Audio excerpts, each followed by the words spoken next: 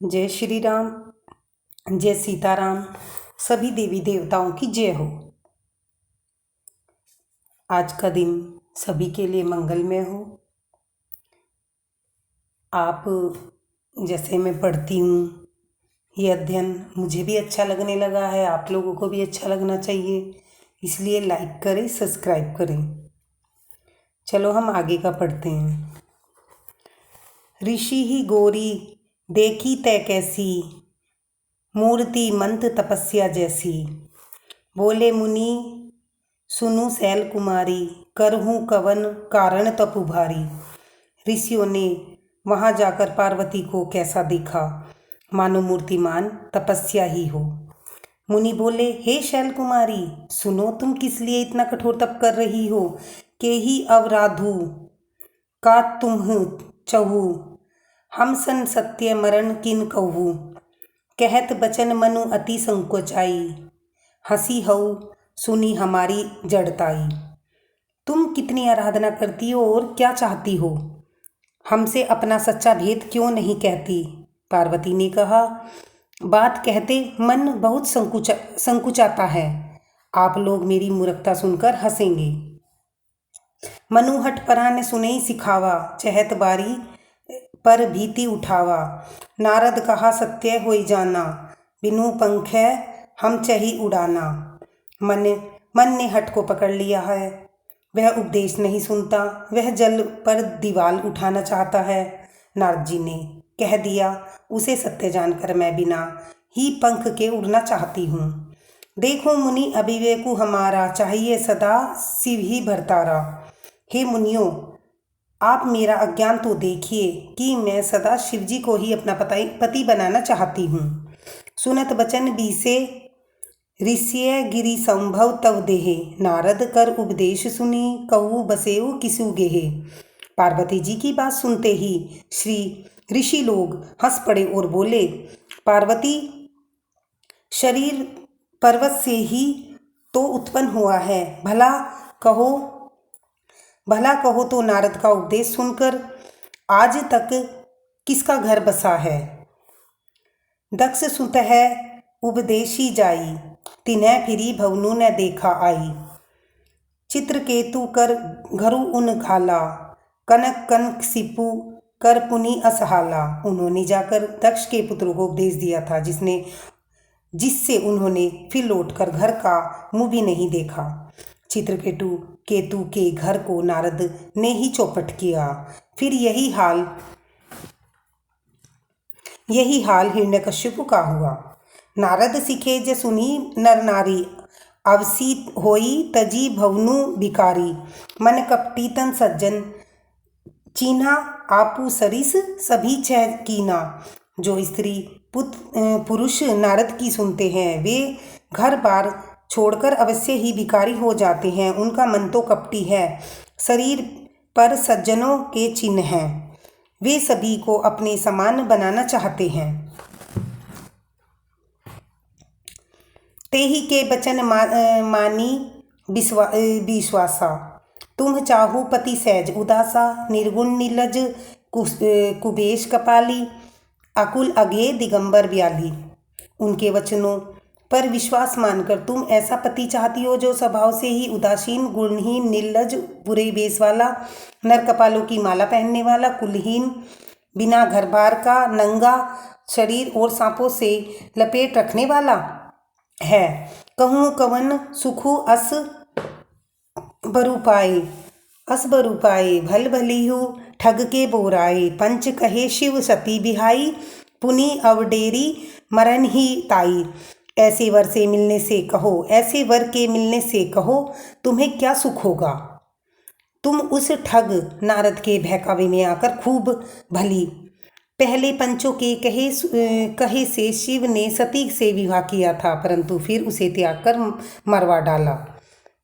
अब सुख सोवत सोचू नहीं, भीख मांगी भव खाई। सहज एकाकिनी के भवन, कभू की नारी खटाई। अब शिव को कोई चिंता नहीं रही, अब शिव को कोई चिंता नहीं रही, भीख मांगकर खा लेते हैं, सुख से सोते हैं। ऐसे स्वभाव से ही अकेले रहने वालों के घर में भला क्या कभी स्त्रियां टिक सकती हैं? अझू मानु कहा हमारा, हम तुम्हें कहूँ बरु नीक बिचारा। अति सुंदर सुचि सुगत सुशीला, गावी वेद जासू जस लीला। अब भी हमारा कहा मानो, हमने तुम्हारे लिए एक अच्छा वर विचारा है। वह बहुत ही सुंदर, पवित्र, सुखदायक और सुशील है, जिसका यश और लीला वेद गाते हैं। दूषण रहित सकल गुण राशि, श्रीपति पुर बैकुंठ निवासी। असबरु तुम ही मिलाबू आनी, सुनत बीसी कह बचन भवानी। वह दोषों से रहित और सारे सद्गुणों की राशि, लक्ष्मी का स्वामी और बैकुंठपुरी का रहने वाला है। हम ऐसे वर को लाकर तुम्हें मिला देंगे। यह सुनते ही पार्वती जी हंसकर बोली, सत्य कहूँ गिरिभव तनु एहा, हट न छूटे छूटे बहुदेहा।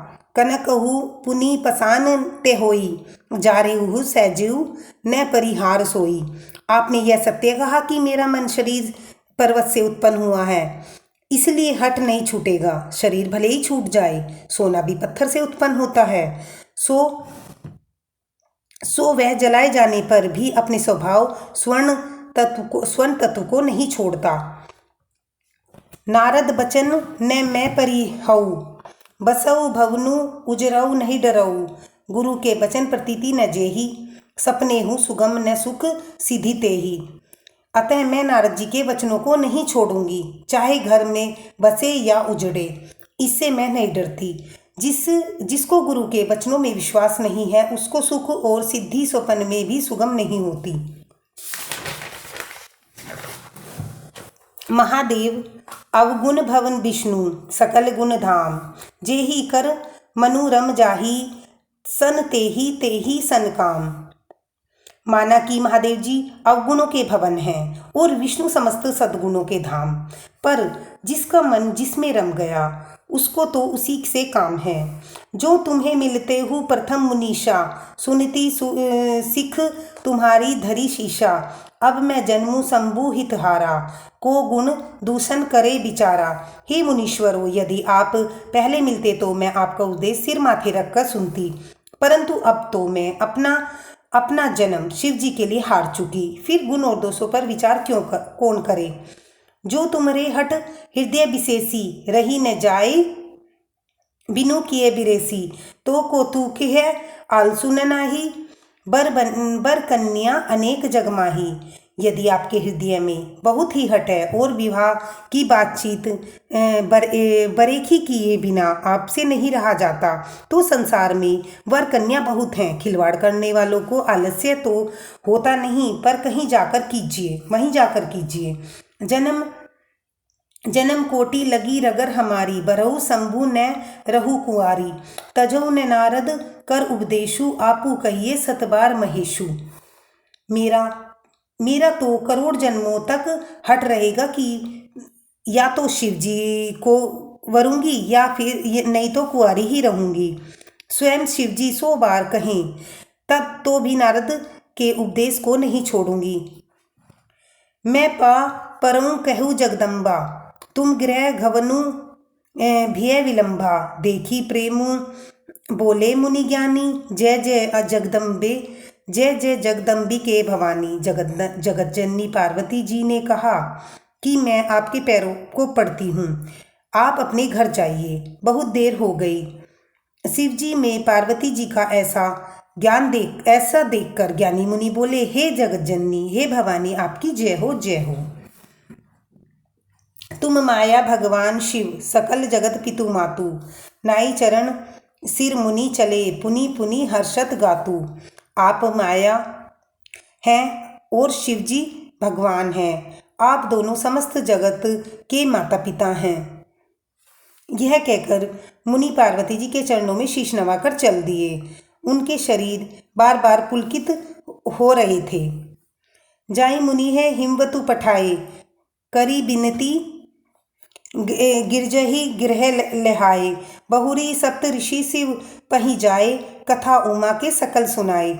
मुनि ने जाकर हिमवान हिमवान को पार्वती जी के पास भेजा और वे विनती करके उनको उस घर ले आए। फिर सप्तऋषियों ने शिव जी के पास जाकर उनको पार्वती जी की सारी कथा सुनाई। धन्यवाद। आज की रामायण में यहीं ख़त्म करती हूँ। हम कल एक नया अध्याय पढ़ेंगे। धन्यवाद। लाइक करें, सब्सक्राइब करें। राम राम जी।